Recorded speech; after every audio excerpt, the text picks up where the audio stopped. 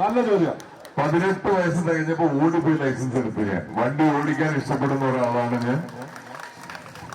ഞാനൊരു ഭയങ്കര മാതൃകാപരമായ ഡ്രൈവിംഗ് കാഴ്ചവെക്കുന്ന ഒരു മികച്ച വ്യക്തിത്വമൊന്നുമല്ല. എന്റേതായ മെച്ചൂരിറ്റി ഇല്ലാത്ത സമയത്ത് ഞാനും ഒരുപാട് ഇപ്പൊ പല AI ക്യാമറകളിലും ഒരുപാട് ഫോട്ടോസിന്റെ വണ്ടികളുടെ ഉണ്ട്. അതിന്റെയൊക്കെ ഫൈൻ ഞാൻ അടച്ചിട്ടുണ്ട്.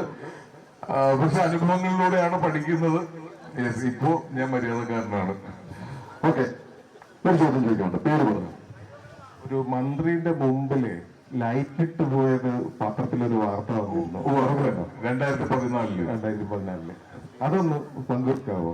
2 പ്രാവശ്യം പിടിച്ചു എന്നുള്ളത് അന്ന് ന്യൂസിലുണ്ടായിരുന്നു. അത് നമുക്ക് സിനിമയിൽ വന്നു കഴിയുമ്പോൾ നമ്മൾ ആഗ്രഹിച്ച പോലെ സിനിമകൾ ചെയ്യാൻ പറ്റുന്നു. ഒരുപാട് നല്ല സിനിമകളും ഒരുപാട് നല്ല ആളുകളുടെയും കൂടെ വർക്ക് ചെയ്യാനൊക്കെ പറ്റുന്നു.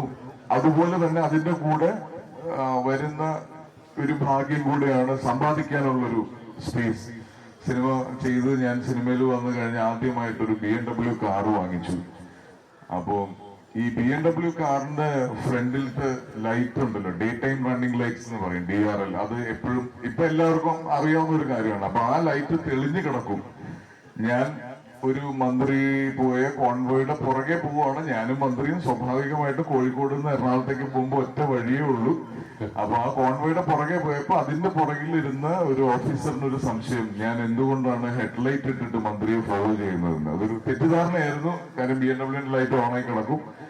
ചെറിയൊരു ക്ലാരിറ്റി പ്രശ്നത്തിലുണ്ടായൊരു ഇതായിരുന്നു അത്. പക്ഷെ സോൾവ് ആയി.